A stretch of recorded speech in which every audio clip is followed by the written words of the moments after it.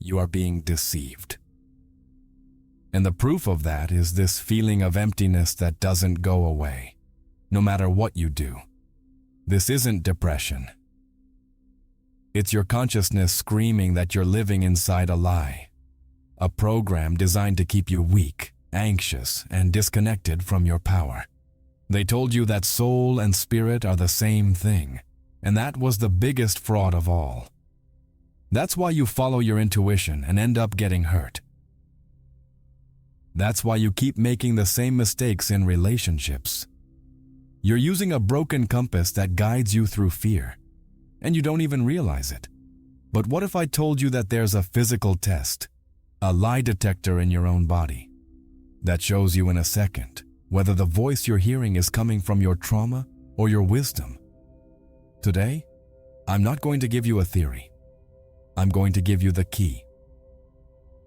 The same wisdom the Egyptians used to build a civilization, and that's been hidden from you.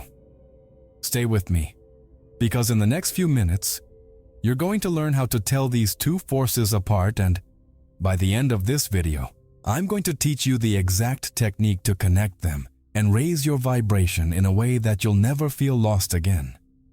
If you're tired of feeling disconnected, comment below. I'm ready for the truth.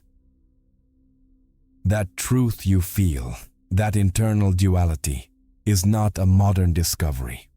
Thousands of years before Plato spoke of the world of ideas, even before the pyramids stood as we know them, an advanced civilization had already mapped human consciousness with a precision that would seem like science fiction to us today. In the heart of ancient Egypt, the keepers of wisdom didn't see the human being as just a body of flesh and bone, but as a complex spiritual technology, a living bridge designed to connect heaven and earth, the finite and the infinite. The great scribe of the gods, Thoth, a figure shrouded in mystery, known to the Greeks as Hermes Trismegistus, was the keeper of this knowledge. In his legendary emerald tablets, he didn't write myths or parables, but universal principles, the physics of consciousness. He described the architecture of our inner reality, revealing that we are made of different bodies and forces, each with a specific function. What we vaguely call soul and spirit today, the Egyptians had already broken down and understood in multiple layers, like the Ba, the Ka, the Ak, and others. This knowledge wasn't for the masses. It was sacred science, taught only to initiates in the mystery temples, because its power was immense. Understanding the mechanics of the soul and spirit meant having the key to mastery over your own reality. It meant being able to navigate life and death consciously, to transmute negative emotions into power, and ultimately, to reach a state of immortal consciousness, not of the body, but of identity itself. It was a map to become a god, and that's why it was the most well-guarded secret of the ancient world.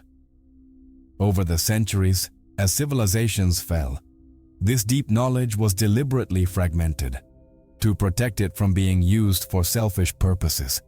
The wise ones hid it in plain sight, disguising it in symbols, myths, and religious rituals.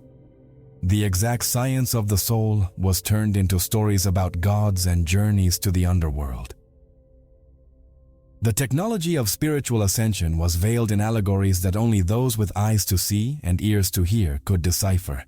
The truth wasn't lost, it was encrypted. Imagine having access to a manual that explains exactly how your emotions work, why you're drawn to certain people and situations, and how to use your own energy to heal your body and manifest your desires. That manual existed. It wasn't a self-help book, but a treatise on the physics of consciousness. It taught that reality isn't something that happens to you, but something that flows through you, and that by understanding the two main currents of that flow, the soul and the spirit, you could become the master of your own river. We are now in a unique moment in history, a time prophesied as the Great Awakening, where the veils are being lifted and ancient secrets are coming to light. The key that was buried in the sands of Egypt is being rediscovered, not by archaeologists digging up tombs, but by individuals like you, who are starting to dig within themselves. And the first fragment of that ancient map reveals a quiet lie that's been sabotaging your life since the day you were born. This confusion between soul and spirit, planted centuries ago, is not a harmless mistake. It's the root cause of a silent civil war happening inside you every day. It's a subtle sabotage that keeps you stuck in a cycle of suffering, making you believe that your chains are part of who you are. Think about it. How many times have you made an important decision, feeling a tightness in your chest, an anxiety you mistook for passion or intuition? You followed that impulse, only to find yourself months or years later in the same place of frustration and regret. That's the trap in action. You believed you were listening to the voice of your truth, the higher voice, but in reality, you were just obeying the commands of an unhealed wound stored in your soul. A deep fear of abandonment, for example, can disguise itself as love at first sight, pushing you into a codependent relationship that just reenacts the original trauma. An insecurity about your worth can mask itself as ambition, making you chase a career that drains your life, all in search of external validation that never arrives. We think we're in control, that our choices are conscious. But most of the time, we're puppets of subconscious programs. The soul, being the record of all our experiences, carries the scars of every pain, every rejection, every failure. When a situation in the present resembles a wound from the past, the soul sounds an alarm. That alarm is an intense emotion, an automatic reaction. And we, without proper training, mistake that loud alarm for the voice of wisdom, the voice of the spirit. This deception keeps you on the hamster wheel. You run non-stop, chasing peace, happiness, abundance, but you always end up back at the same starting point. You look for peace in a relationship, but the emptiness in your soul attracts a partner who only mirrors your own void. You chase financial freedom, but the fear of scarcity imprinted on your soul makes you make impulsive or paralyzing financial decisions. You're trying to solve a software problem with the wrong hardware, seeking answers on the level of the soul when the solution lies on the level of the spirit. The shocking truth is that most of the decisions that shape the course of your life, especially the ones that brought you the most pain, were made under the influence of this confusion. You didn't choose to suffer. You just didn't know you were listening to the voice of your fear, disguised as a guide. You didn't know you were following the echo of a trauma, thinking it was the call of your destiny. Freeing yourself isn't about becoming a better person, but about learning to listen more clearly. Imagine the clarity you'd have if, at every crossroads in life, you could perfectly tell the difference between the voice of anxiety and the voice of peace, between the urgency of desire and the calm of certainty, between the pull of attachment and the expansion of freedom. This ability isn't some mystical gift reserved for a chosen few. It's a birthright, an innate capacity that's been suppressed within you. It's an inner technology that can be reactivated. Starting today, you can begin dismantling this lie. The first step is to stop blindly trusting every intense emotion that comes up. Instead of reacting, start observing. Ask yourself, where is this feeling coming from? Is it an echo from the past or inspiration for the future? That simple pause is the beginning of your liberation. It's the moment you stop being the puppet and start looking at the strings. And to understand those strings, we must first dive into the turbulent waters of one of these forces, the ocean of emotions that is your soul. To finally unravel this mystery and begin using this wisdom in your favor, we first need to dive deep into one of these forces. Let's start with the most familiar, the loudest, the most chaotic, your soul. Picture the soul not as an ethereal ghost, but as a vast and deep ocean that exists within you, This ocean isn't calm. It's alive, dynamic, and in constant motion, reflecting both the sky and the storms of your existence. Every drop of water in this ocean is an experience you've lived. In this ocean of the soul, every joy is a warm current that pushes you forward. Every laugh is a wave shining under the sun. But every trauma, every loss, every harsh word you've heard is a cold, dark current flowing in the depths. These currents don't disappear over time. They keep circulating, influencing the weather of your life in ways you rarely notice. That's why sometimes a deep sadness hits you for no apparent reason. You've simply crossed paths with one of those cold currents from the past.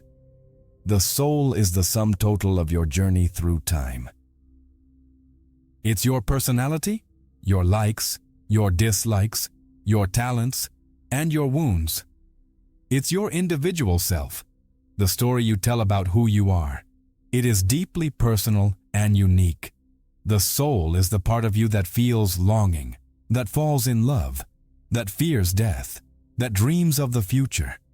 It's intrinsically linked to memory and emotion. It's the battlefield and the playground of your human experiences. But the soul carries more than just your own memories. Like an ocean fed by countless rivers, your soul also carries the echoes of the generations that came before you. Ancestral fears, collective traumas, family patterns. These all flow into your personal ocean.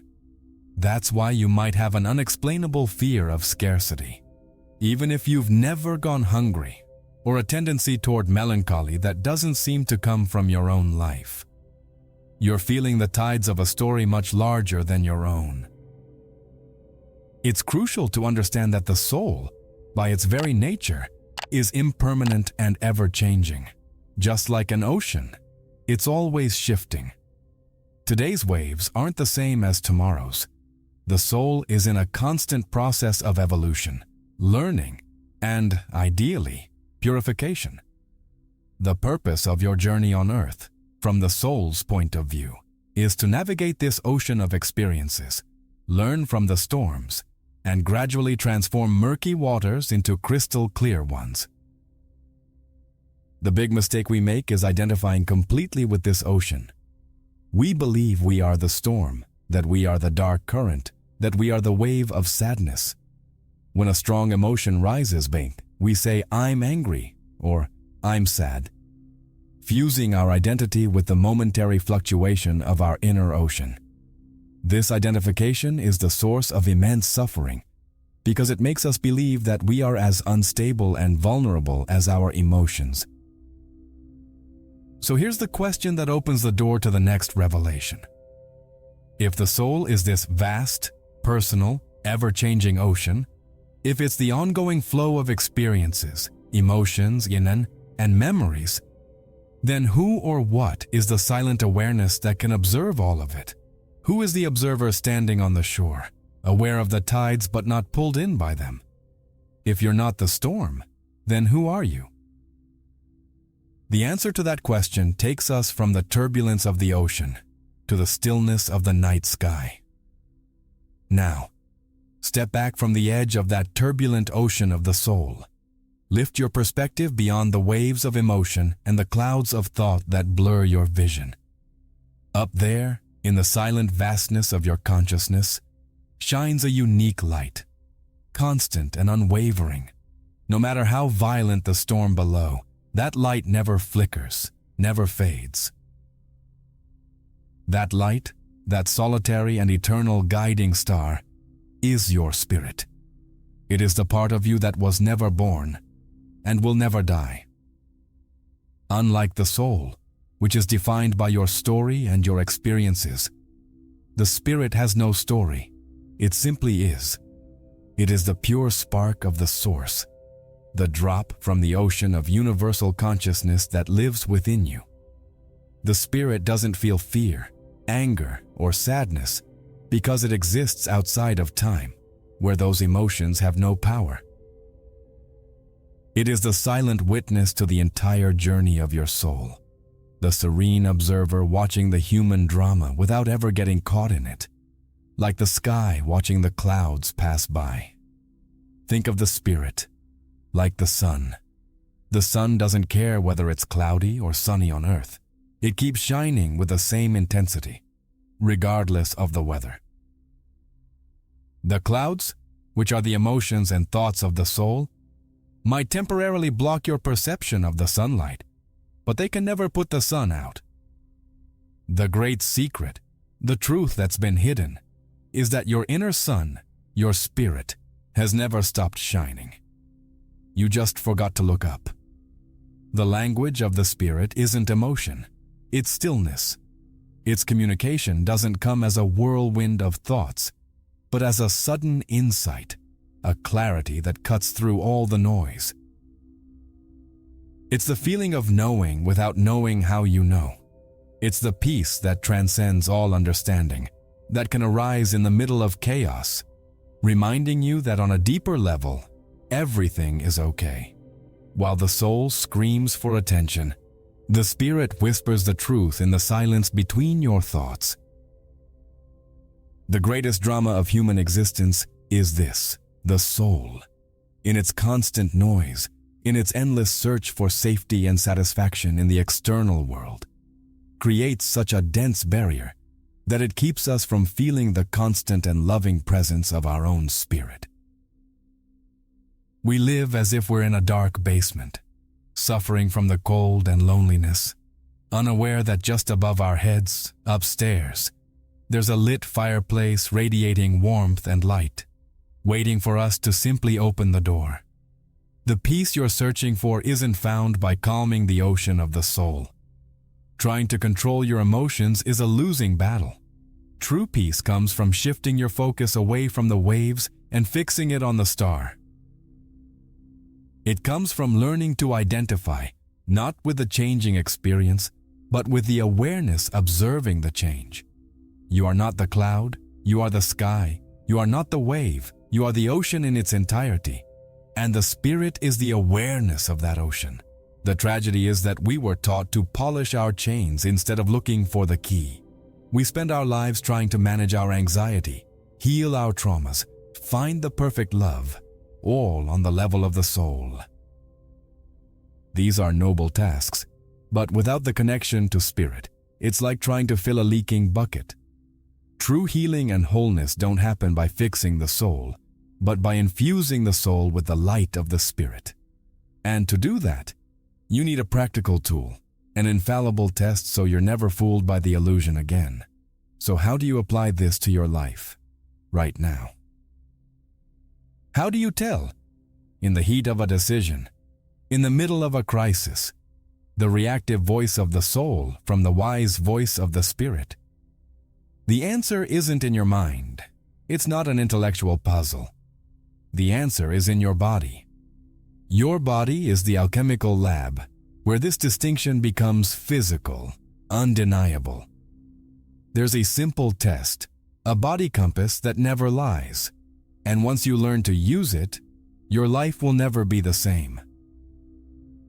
The voice of the soul, especially when operating from a wound or a desire, always shows up in the body as a feeling of contraction.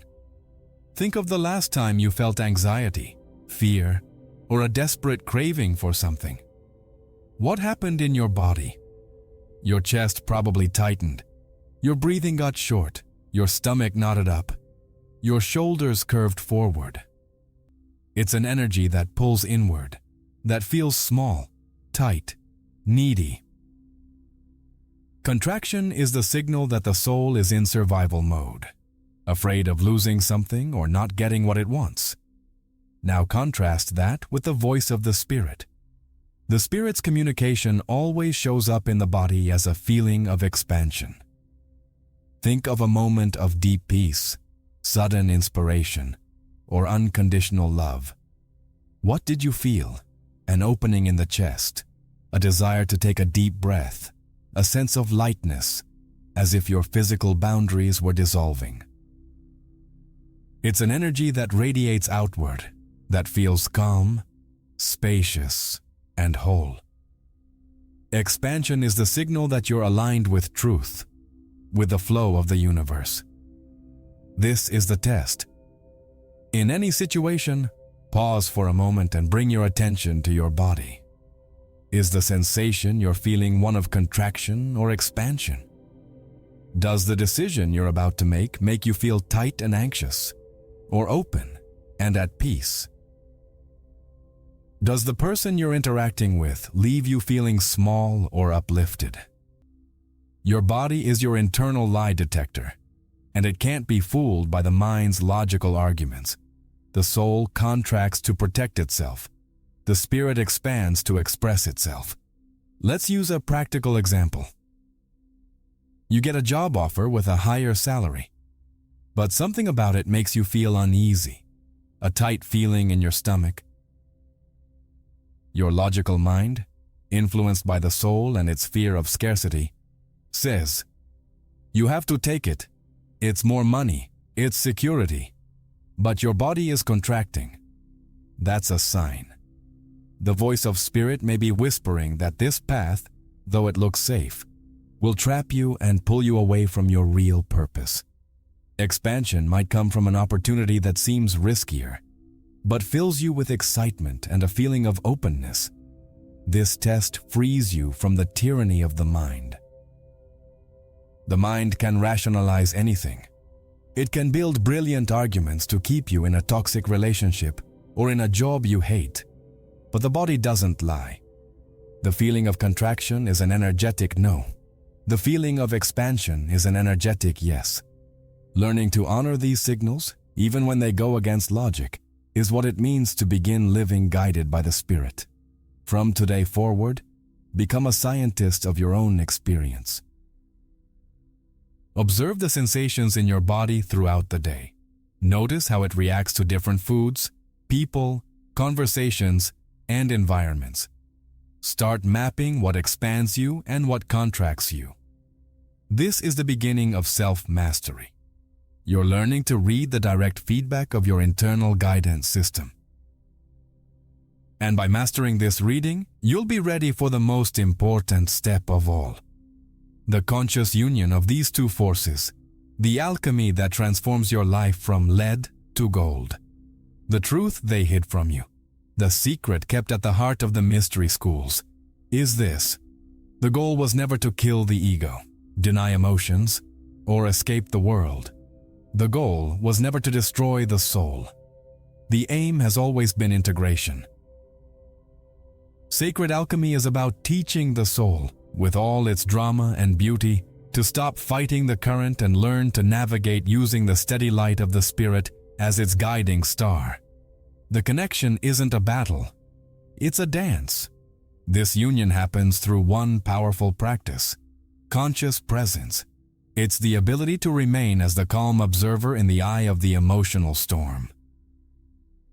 When a wave of anger, fear, or sadness rises from the ocean of your soul, the programmed reaction is to dive into it, to identify with it, and to be swept away.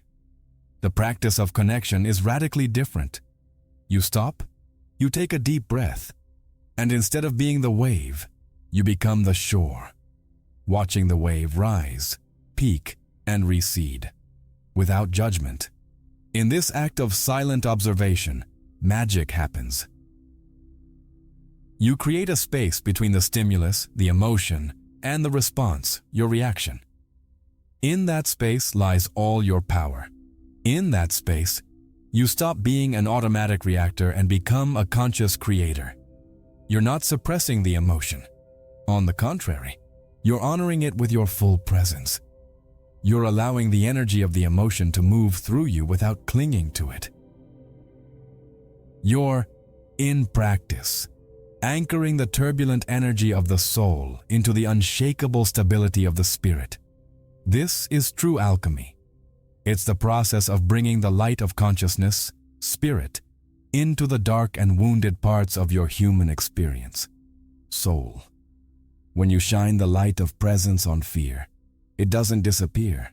It transforms into caution and courage. When you shine awareness on anger, it transmutes into fuel for change and the setting of healthy boundaries. Every emotion, when received by the light of the Spirit, reveals the gift that was hidden inside it.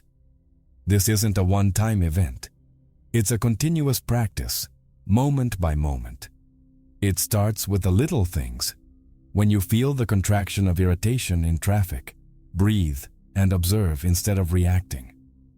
When you feel the sting of jealousy seeing someone else's success, welcome the feeling with curiosity instead of judgment. Every time you choose observation over reaction, you strengthen the muscle of your awareness.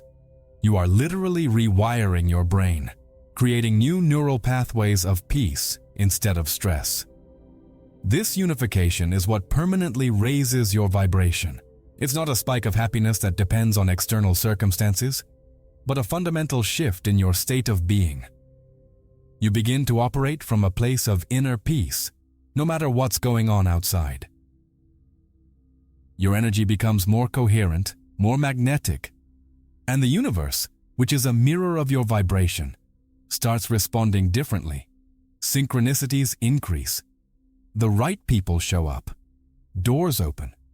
Not by luck, but because you finally tuned your radio to the frequency of creation. Living from this connection is what it means to be a fully realized human being. It's the union of heaven and earth within you. It's having your feet firmly planted in human reality, with all its pains and pleasures, while your awareness remains anchored in the infinite peace of the cosmos. You become a bridge, a channel through which the wisdom and love of Spirit can flow into the world. And this journey, this dance of unification, begins now, with your next conscious breath. The image of a river helps us deepen this understanding in a visceral way. Think of your life not as a straight line, but as this powerful river, always in motion, always flowing toward a vast ocean. The water itself, with all its complexity, is your soul. It carries the mud of your past wounds, the dry branches of your disappointments, the turbulence of your passions and fears. It reacts to every rock in the path, creating whirlpools of confusion and speeding up in stretches of excitement. The water is your experience, your journey, your story in constant flow, always subject to the terrain it moves through. Now, what moves this river? It's not the will of the water. It's an invisible, constant, and sovereign force. Gravity. This force that pulls every single drop, without exception, toward its final destination. The great ocean is your spirit. The spirit is the inherent purpose, the unchanging direction, the universal law that governs the flow of your existence. It doesn't care about the whirlpools or the mud. Its only function is to guide, silently and relentlessly, the entirety of the river back to its source. The spirit is the certainty of the destination. All our lives, we were taught to fight against that current. The soul, in its insecurity and desire for control, tries to build dams. The dam of fear keeps us from taking a new path. The dam of pride keeps us from forgiving. The dam of attachment keeps us from letting go of what has already served its purpose. We spend massive amounts of energy trying to block the flow, trying to force the river to stand still, or to follow a course our limited mind believes is safer. All this struggle is the source of our existential fatigue, our exhaustion. The true spiritual journey, true surrender, is not an act of weakness but of supreme intelligence. It's the moment when the soul, exhausted from fighting the force of gravity, finally stops building dams. It's when it realizes that the current isn't its enemy, but its greatest ally. Surrendering isn't giving up on yourself. It's giving up the illusion that you were in control in the first place. It's allowing your life to be lived by the greater force that's always been guiding you, even when you didn't realize it. In that moment of surrender, magic happens. The energy that was once spent on resistance is now released into flow. Life begins to move with a grace and ease that once seemed impossible. Obstacles that felt like mountains become just stones. The river flows around effortlessly. You stop struggling to make things happen and start allowing them to happen through you. The soul stops trying to be the engineer of the river and accepts its true nature, to be the water itself, dancing in harmony with the current. This surrender doesn't mean passivity. On the contrary, it's the beginning of truly powerful action. It's the difference between paddling frantically against the tide and opening a sail to be carried by the wind. You're still in motion, but now you're aligned with a force infinitely greater than your own. You learn to feel the direction of the current of spirit and adjust the rudder of your soul to flow with it. Life stops being a struggle and becomes a collaboration, a dance between your personal will and divine will. But in order to feel the subtle direction of this invisible current, to know when to turn the rudder and when to simply flow, the soul has to learn something it rarely does. It has to get quiet. It has to stop focusing on the noise of its own waters in order to hear the silent music of the ocean that's calling it. And this quiet has a power most of us were never taught to access.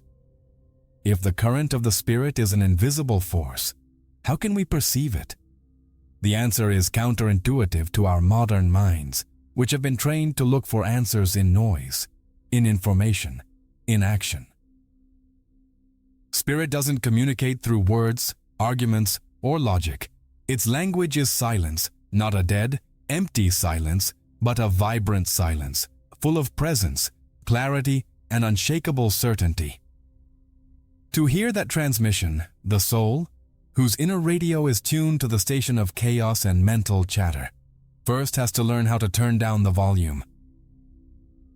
This is why practices like meditation and contemplation are so universally powerful, not as religious dogma, but as practical training in awareness. The goal isn't to force the mind to stop thinking, an impossible task that frustrates most beginners.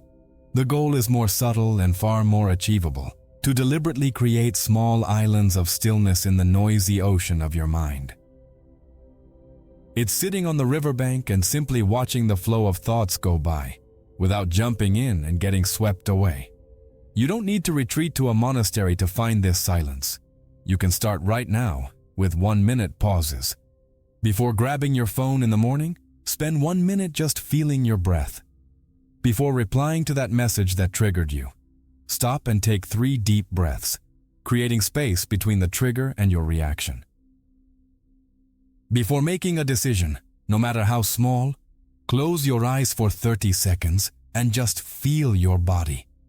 Each of these pauses is a revolutionary act of reclaiming your power. At first, this silence may feel deeply uncomfortable to the soul. Used to the constant noise of thoughts, worries, and distractions, stillness can feel like a scary void. The mind will try to pull you back into the drama, into planning, into analysis. It'll tell you you're wasting time. But if you persist, if you keep returning to those small oases of silence, something starts to shift. You begin to realize that silence isn't empty. It's the background upon which everything else happens. It's in that silence that the voice of the spirit can finally be heard. It doesn't sound like a literal voice, but like a clear intuition, a sudden insight, a feeling of peace that points you in the right direction. It's the answer you were looking for but couldn't hear over your own inner noise. You discover that wisdom was never absent, you were just too distracted to notice. Silence becomes your greatest advisor, your inner sanctuary. With practice, you learn to carry that silence with you, even in the middle of daily activities. You could be in a loud meeting or in chaotic traffic, but a part of you remains anchored in that inner stillness. You become the calm center of the storm. This ability to access silence on demand is what allows you to feel the current of the spirit in real time, adjusting your course with grace and precision instead of reacting in panic and confusion. But just silencing the noise isn't enough. Once you create the space, you have to tune it. Like a musician silencing the crowd before playing, you now need to make sure your instrument, your soul, is perfectly tuned to resonate with the melody of the spirit.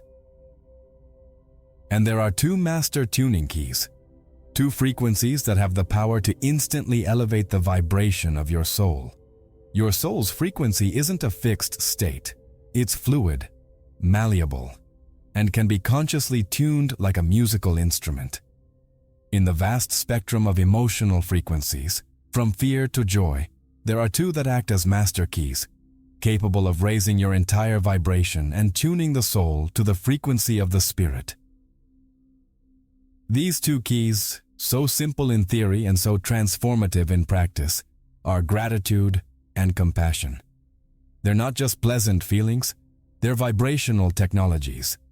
Gratitude is the most powerful alchemy available to human consciousness. It's the practice of deliberately focusing not on what's missing, but on what's already present.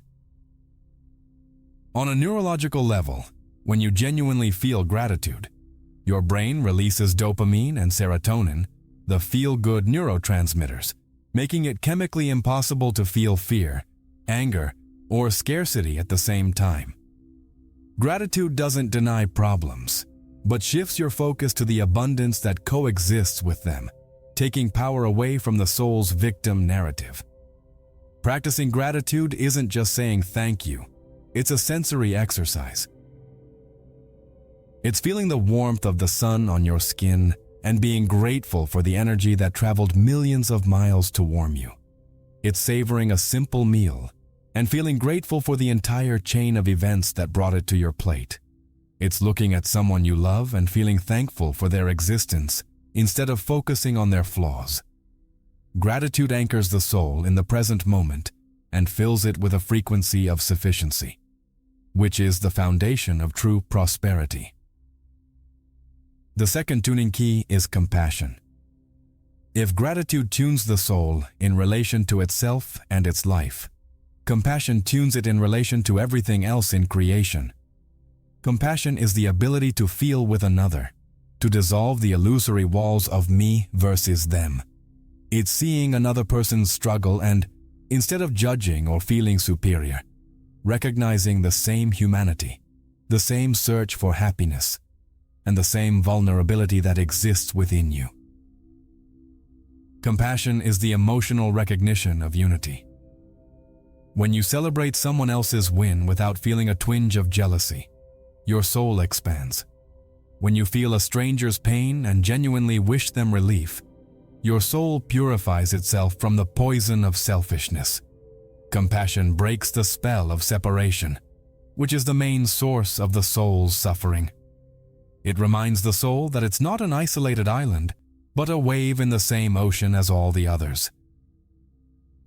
And the frequency of that unified ocean, the vibration of interconnectedness, is the very essence of spirit. The combined practice of gratitude and compassion creates a high-frequency resonance field around you. Gratitude fills your inner world with abundance, while compassion expands your inner world to include all beings. Together, they cleanse the energetic channels of the soul, allowing the light of the spirit to flow more intensely.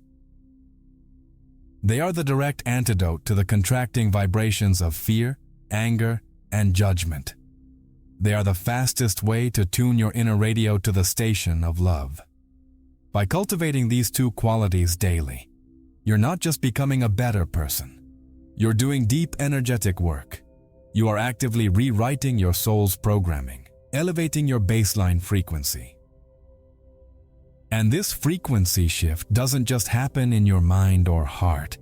It reverberates throughout your entire being, down to the cellular level, and begins to transform the very temple you inhabit, the instrument you may have neglected your whole life. In our search for the spiritual, we've been conditioned by one of the most harmful lies of all, that the body is the enemy. We were taught to see it as a prison for the soul, a source of temptation and sin, a burden to drag around until we can finally be free of it. This idea created a disastrous split between mind and matter, disconnecting us from the most sacred and intelligent instrument we possess. The truth is, your body is not an obstacle to spirit. It is the altar where the union of soul and spirit becomes manifest.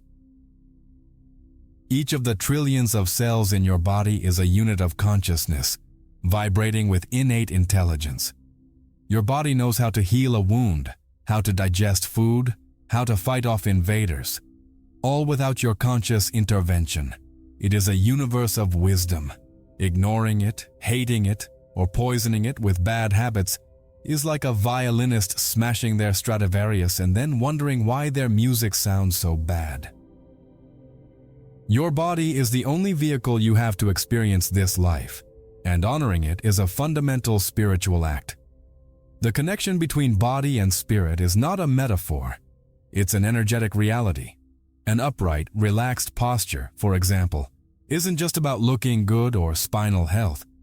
It literally aligns your energy centers, your chakras, allowing life force, prana, to flow more freely, opening a clearer channel for intuition and inspiration from spirit. A slouched posture, on the other hand, compresses those centers, creating energetic stagnation, which manifests as mental confusion and heavy emotions. Breath is the most direct bridge between body, soul, and spirit. Shallow, chest-level breathing, typical in stressed states, keeps the soul in a cycle of anxiety and contraction. Deep, slow, diaphragmatic breathing, on the other hand, sends a powerful message to your nervous system that you are safe. It instantly calms the turbulent waters of the soul and creates the quiet space necessary for the voice of spirit to emerge. Controlling your breath is the fastest way to shift your state of consciousness. The body is also an antenna, constantly receiving and transmitting energetic information from the environment. Walking barefoot on the earth, a practice known as grounding, isn't a hippie whim. It's an act of tuning. The earth has a natural electromagnetic frequency that helps balance our own energetic field, discharging the excess stress and electrical pollution we accumulate in modern life. Your body craves that connection with nature because it is nature. So the spiritual journey is not an escape from the body. It's a deeper embodiment within it. It's learning to listen to its wisdom. A headache might be a signal of dehydration or stress. Tension in your shoulders might be the weight of responsibilities that aren't yours. Indigestion might be caused by a situation you can't stomach. Your body is constantly sending you messages. Treating it as a sacred temple means learning to listen and honor those messages, instead of silencing them with pills. As you begin to inhabit your body with presence and respect, you transform it from a prison into a perception instrument. You start to feel the difference between contraction and expansion, not just as a concept, but as a physical and undeniable reality. Your body becomes the living compass that guides you, the oracle that never lies. And with that fully calibrated body compass, the distinction between the conflicting voices inside you becomes as clear as night and day. With the continuous practice of observing your body, creating silence, and tuning your vibration, the initial confusion between the voices of the soul and the spirit begins to fade. What once sounded like chaotic and indistinguishable noise now separates into two clear frequencies, and you develop an inner hearing that makes the distinction unmistakable. You learn the energetic signatures of each voice, and that clarity becomes your inner compass, a navigation tool that will guide you safely through any storm in life. The voice of the soul, especially when it's out of alignment, sounds like a chorus of urgency and need. It speaks the language of what if. What if I fail? What if they reject me? What if I can't do it? It's loud, argumentative, and often contradicts itself in an endless mental debate. It pulls you into the past to dwell on old wounds and projects you into the future to worry about scenarios that will likely never happen. Its energy is one of contraction, anxiety, and the feeling that something is missing and must be desperately sought outside. The voice of the spirit, in contrast, is felt as an unshakable calm that lives at the center of your being. It doesn't debate, doesn't argue, doesn't try to convince you. It simply knows. Its message comes as a sudden and silent insight, a deep sense of certainty and peace that fills your entire body, even if the direction it points you in is challenging or scary for the logical mind. The voice of the spirit doesn't shout to be heard. It waits patiently in the silence until you're quiet enough to listen. Always remember the golden rule, the physical feeling that never lies, the soul, in fear mode, contracts. The spirit, in its essence, expands. The soul worries about survival, what you might lose, how to protect yourself. Its focus is safety. The spirit is concerned with expression, what you can become, how you can share your gifts. Its focus is freedom. The soul seeks love to fill its emptiness. The spirit is love, seeking channels to express itself. Once you learn how to use this inner compass, you stop outsourcing your power. You no longer need other people's approval, expert opinions, or external signs to know what's right for you. You can listen to all the advice, but the final decision is made based on the reading of your own compass. If a golden opportunity causes you to feel contraction, you learn to say no with confidence. If a seemingly illogical path fills you with a sense of expansion, you learn to say yes with faith. This skill frees you from analysis paralysis. The mind can weigh pros and cons endlessly and still be uncertain. The compass of the spirit, however, it gives a clear and instant answer. It's an energetic yes or no. That doesn't mean the path of expansion will be easy. Often, it requires you to step out of your comfort zone and face your fears, but you walk it with inner peace, knowing you're aligned with your deepest truth. Now that you know how to distinguish the voice of the soul from the voice of the spirit, a crucial question arises. What do you do with the difficult emotions, the shadows that inevitably rise up in the garden of the soul? What do you do with fear, anger, sadness, jealousy? Ancient spirituality, often misunderstood, taught us to fight them, to deny them, to transcend them, to feel ashamed for having them. This approach is a losing battle that only represses the energy, causing it to later show up as illness or self-sabotage. The new consciousness, guided by the light of the spirit, offers us a radically different and much more powerful approach. It teaches us to see these negative emotions not as enemies to defeat, but as intelligent messengers, disguised allies. Every difficult emotion carries a package of information, a coded message from your soul about an unmet need, or a wound that needs attention. The key is not to kill the messenger, but to learn how to decode its message.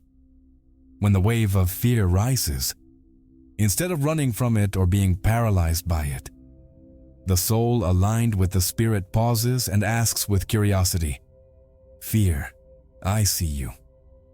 What are you trying to protect in me right now? What part of me feels threatened?" By asking this question, you shift from being a victim of the emotion to being a compassionate observer. The light of your consciousness, spirit, shines on the shadow, fear, and fear, once seen and heard, begins to relax its grip.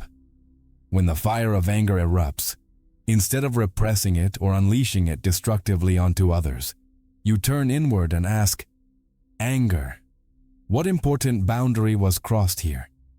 Where does justice need to be restored in my life? What powerful action are you asking me to take?" Anger, when stripped of blame, reveals itself as a powerful life force, an energy that drives you to protect your values, to say no when necessary, and to create positive change in the world. The same alchemy applies to sadness. When it arrives, instead of drowning in it or trying to distract yourself, you create a safe space to feel it and ask, sadness, what am I grieving the loss of? What was so valuable to me that its absence hurts this much?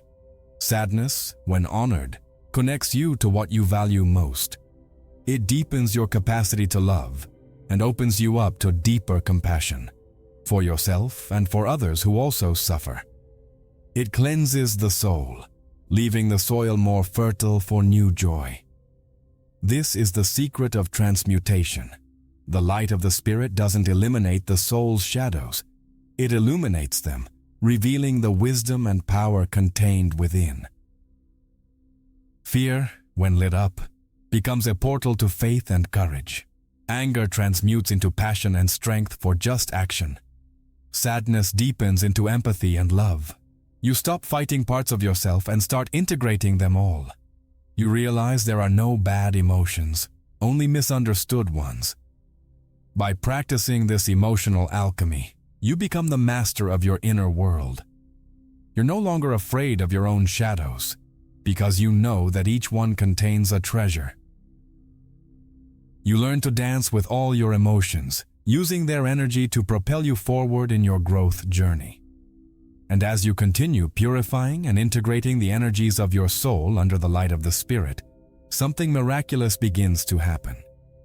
The very distinction between the two forces starts to become more and more subtle.